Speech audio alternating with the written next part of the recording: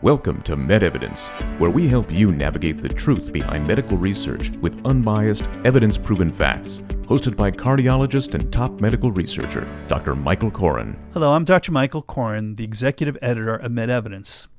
And I'm having an absolutely fascinating conversation with my former classmate, Dr. David Joseph. And he's had just this spectacular career, so interesting. And he's been walking through some of these many adventures that he's had from the time of his childhood through his graduation from Harvard Medical School to becoming a serial entrepreneur. So again, Dave, thanks for being part of the MedEvidence family. And you just got to keep on going. You know, this stuff has been amazing. And I've heard your stories before, but every time I listen, I hear something new, and there's always a little bit of nuance. So you were just telling us when we dropped off about an unfortunate situation that you made the most of. So you fell, you injured your ulnar nerve, which prevented you from doing your routine work as an anesthesiologist. But you used it as an opportunity to learn mediation and to learn how to get much more involved in corporate affairs. And you kind of ran with that as a career. So that's what we were just talking about when we left off. So just give us a little bit more information about that. And then I'm really fascinated to hear about your personal story with the healthcare system, because that, to me, is so insightful in terms of how complex our healthcare system is and what you need to do to succeed when you negotiate with that healthcare system. So, Dave, go ahead. Just give us a little bit more flavor on your post-accident career that led you from going from anesthesiology to more administrative elements of medicine and ultimately consulting. And then what I really spent most of my career on was inventing medical devices. So I was working as the CEO of that company, but also working with other groups as a medical device inventor. I had banded with some other physician engineers or physician inventors, and we started a rapid prototyping lab. And our first product was sold to Johnson & Johnson, who also purchased a minority interest in the lab. We then transitioned into building a multi-specialty clinic that gave tremendous advantage to the various solo practitioners in the community by joining and opening up the ability to have revenues from MRI and labs and things that they couldn't do as solo practitioners. And then we purchased a hospital out of bankruptcy, renovated it, and put that into a system so that we could bill better with the hospital as being part of our system. We then ended up building another hospital. We sold the land under the clinic and the hospital to a REIT, and then did a 1091 exchange, purchasing the largest VA clinic in the Southeast outside of Atlanta, giving us a great income stream on that what was otherwise just the land we were sitting on. Nice. When you say we, can you say the name of the company, who the we is? Yeah, it was Scott Laboratories. Okay. Excellent. And so, and then Grace Clinic and Grace Hospital were the names of what we had built. And so then we ended up. And where was that located for the people listening in? Where's Grace Hospital? In Texas. Got it. Okay. So we then transitioned, and our latest venture has been in bariatrics, and looking for solutions there, and have a product that we're working on right now. We've transitioned and moved the lab to Puerto Rico, and our and that research is still underway under a subsidiary. And then there was another company that had a revolutionary device for doing cardiac SPECT, which allowed it to be done in 2 minutes and in upright position, somewhat like a dental chair, rather than laying flat on your back, et cetera. And a number of other various devices and things that I worked on with varying groups of people, over the years. Beautiful. Absolutely beautiful. So let's transition to your recent personal journey through the U.S. healthcare system. I found that so fascinating, and I think there'll be important insights for the people who are listening in to our conversation. Sure. Um, so I had a situation. I first I tore my meniscus in my right knee, and while I was using a cane and in a brace and having to sort of twist my way off the couch by pushing on the cane to get up, um, apparently that pressure caused me to herniate a disc. So I woke up one morning and I was at the Liberty Hotel, which is in Boston, basically in the parking lot of Mass General. And I woke up and I couldn't move. I mean, the pain was so intense that I literally had to get an ambulance to go from the Liberty Hotel in the parking lot of Mass General to the emergency room. Oh my Uh, God. and one thing that happened while I was there is that I never saw the attending physician. I had uh, I forget whether it was a PA or a nurse practitioner, but who claimed to be the attending physician, despite wearing a badge that showed what their position was. Um, and I was, despite having trained there, et cetera, I really was not treated very well there. Eventually, they put me on some meds. I left. And then the pain, essentially was not resolving. I had an MRI, and the MRI was read as being, normal, other than some, old congenital spinal stenosis. And I had after a few months, the pain was still terrible. I had another MRI. It was also read as being normal. And Also at Mass General or at a different place, the second MRI? the second MRI was at Martha's Vineyard Hospital. And so, the pain was just classic for a herniated disc. I mean, textbook. So I couldn't believe that there was nothing there. And so one of our medical school classmates, who was good friends of both of us, had, his practice was reading spine MRIs. So, I sent him a disc of it, and he came back, within minutes saying, "Oh, you've got a far lateral herniated disc at L3-4." And he's like, I said, "Well, how could they miss that?" And he said, "Well, actually, the far lateral herniations are missed fairly often."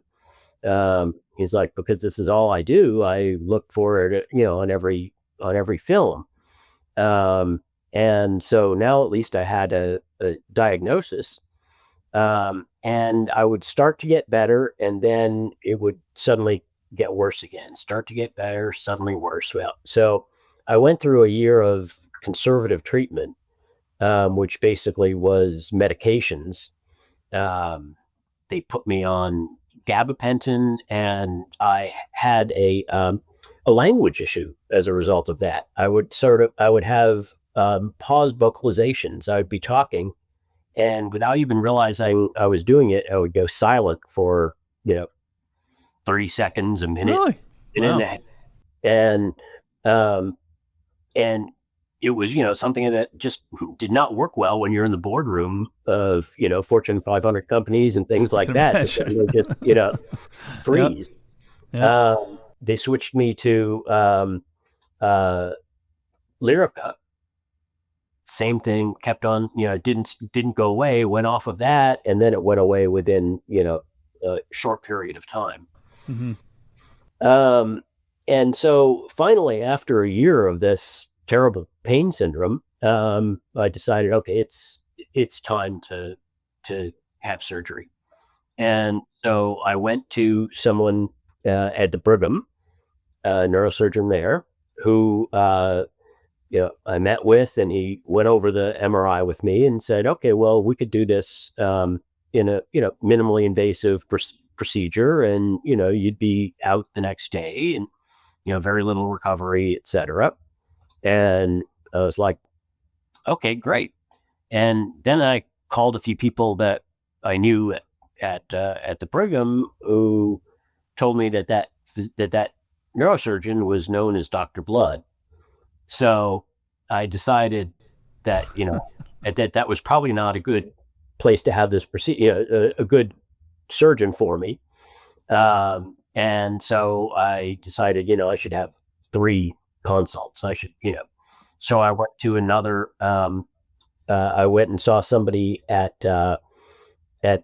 Mass General, who basically told me, you have no surgical disease. There's nothing we can do for you. You just need to learn to live with the pain. And so then I went to the Mayo Clinic and saw someone who said, well, yes, you have surgical disease for sure. But this is going to need an open procedure that's going to, this can't be done with a minimally invasive procedure. You're going to need to, plan on, months of recovery, etc. So with 3 different answers from 3 different neurosurgeons, I'm like, okay, well, this is ridiculous. And so I made 3 more appointments. And I met with a neurosurgeon that I knew in Tucson that I had worked with, back when I was practicing.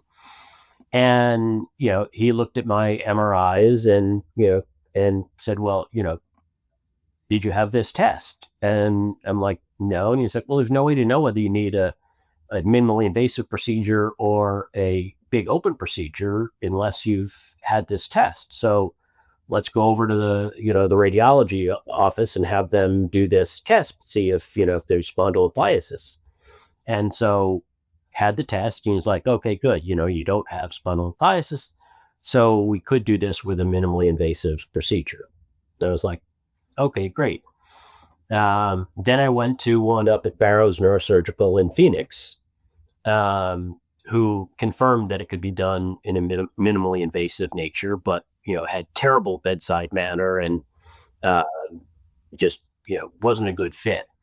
And then I figured, well, I've already got this appointment set up at the Stedman Clinic in Vail. I may as well go through with that as well.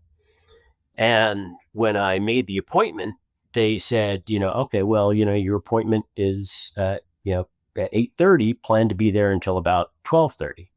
I'm like, wow, does he run that late? And she's like, oh, the appointment will be, 3 to 4 hours long. Wow. Wow. Okay. So, I went there, and first a PA student came in, and did her exam, etc. And then a sports medicine PA came in and did his exam. And then a fellow came in and did a full exam, testing all kinds of things that I'd totally forgotten about since medical school in terms of, of a neuro exam. And then finally the attending came in, and interestingly, none of them had looked at the MRI yet. And I asked about that, and he's like, oh, we always do this. We go through our exams first, then we all get together and talk about what we think clinically from the exam. And then we look at the MRI together and see if that fits. Interesting. And okay.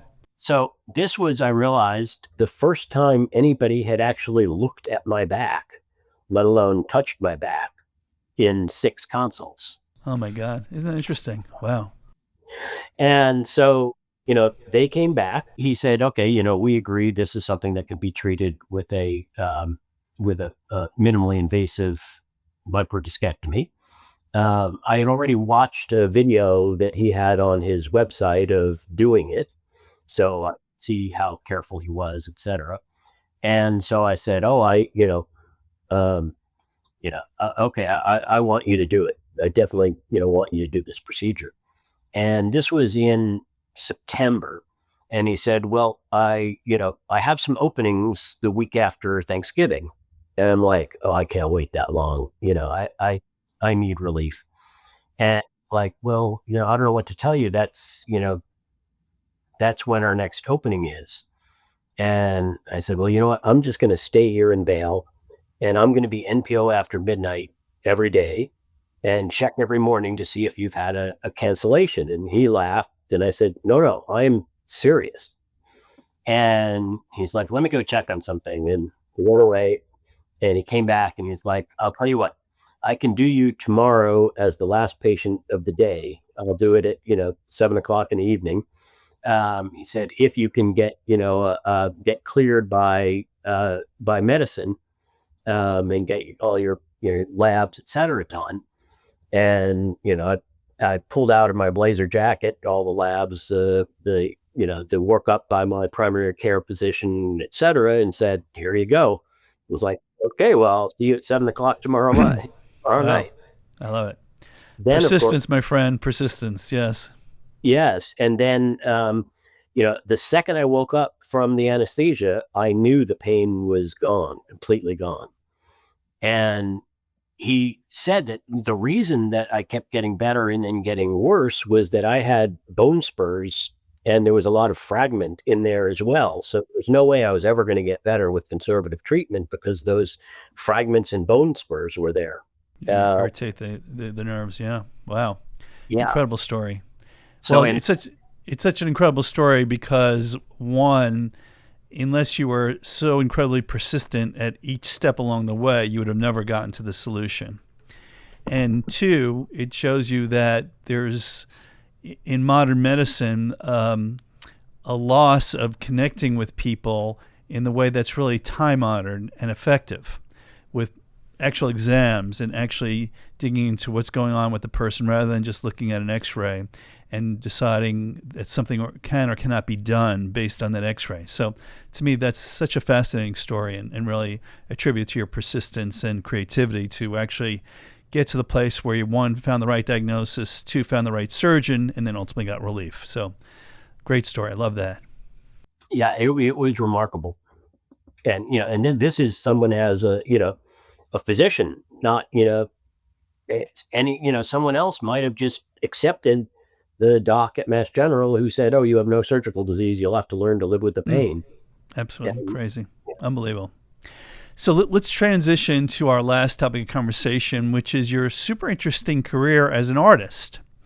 And I hopefully you'll have a few samples of your really terrific work that I've reviewed on your website, and you can share that with our podcast audience. But you're obviously a super creative guy. You have this engineering background and management background, and you kind of put it all together and created some fabulous works of art. So tell us a little bit about this story.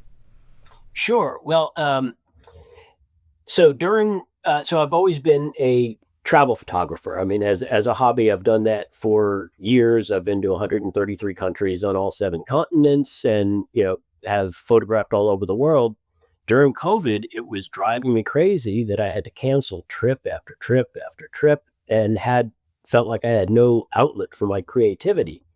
So I decided, okay, well, at least I'll get something productive done, and I'll clean out the garage. So I started cleaning out the garage, and everything that I picked up, I would, see what it could be. That, if you turn this upside down, it looks like the head of a giraffe. And, all these different, things were jumping out at me. So I started putting things together and building things, which, as a mechanical engineer, I love working with my hands. I love, my power tools and building things. So it was a perfect, combination.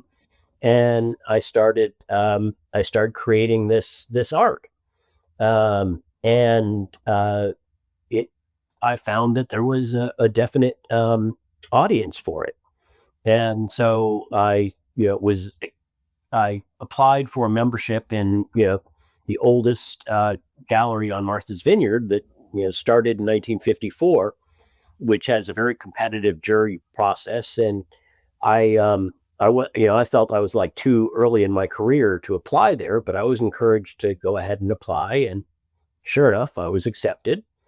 And so now I've had several galleries that I exhibit at, and I just can't wait to get up in the morning and go out to my garage studio. Of course, now the garage is too full to ever fit a car in.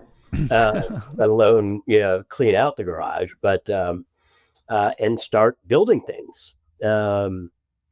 So yeah, Super I've got a cool. number of things here that I can show you. And Yeah, we'd love to see it. Show us a couple of things and the inspiration behind them. Okay, so this one is, Okay, so I can see it's an old microscope.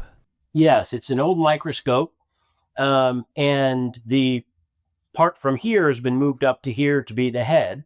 Mm. And with those eyes, it looks like an alien, and it's holding, a blue chemical, which is Yeah. actually just colored salt and a piece of chalk, and it's got a slide of a leaf on it, and its name is, is our science teacher an alien? I love it. So that's one. And that was just an old microscope that was sitting around your garage that you repurposed? Yes. And then this one, I'm sure you can tell. Well, it looks like a heart with hands. Yeah, with hands holding it. Okay, there you go. It can either be wall mounted or sitting on a shelf like such. I see. And so this one is, your heart's in good hands. I love it.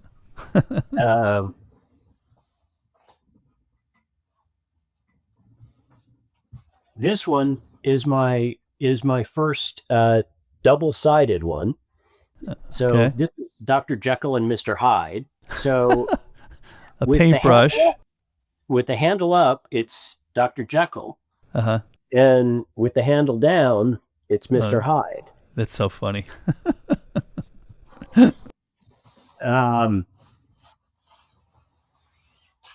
I've done a number of medically related ones. Mm-hmm. I don't know if this is viewable or not, but you can see the sphygmomanometer as the body. Okay. And then it looks like a spatula. That's part of that? Yeah, a spatula is the is sort of the fish's fin. And then that's so cool. Now I can see it. Yeah, interesting. Made of shoe trees. And then, of course, golf clubs and tail fin. And what do you call that one? This is just called Metafish. Okay. Then this one. Let's see. Well, it's hard for me to see exactly. Okay. So this one is named Mike. Okay. And his introduction is, hi. I can see why he's named Mike now. Okay. Yeah. So begging people not to drop the mic. And upset about how that came into play. That's funny. Okay. Yeah, I can see a little bit better. That's hysterical. And then this one. It's a shoe. It's a shoe, but if you look at the face here and these, I don't know if you can see the curl at the bottom. This one is Sophia, the spotted seahorse shoefish. Now I can see it. Yeah. At first, the little swirl at the bottom is hard to see, but now I can see it. That's hysterical. There you go. That's helpful. Yeah. And then there's a whole lot more. Most of them are in the gallery, in one of the galleries right now. But your viewers can see a whole lot of them at my website, which is www.davidjosephart, or on my Instagram, which is @ArtByDavidJoseph. I love it. David, this has been an absolutely joy for me, a fascinating conversation. Thank you for sharing a lot of experiences, including personal experiences, with our audience. And again, check out his artistic endeavors. They're really absolutely fascinating. He sold a lot of them, and I'm sure that some of these items are going to go fast. And they're all one of a kind.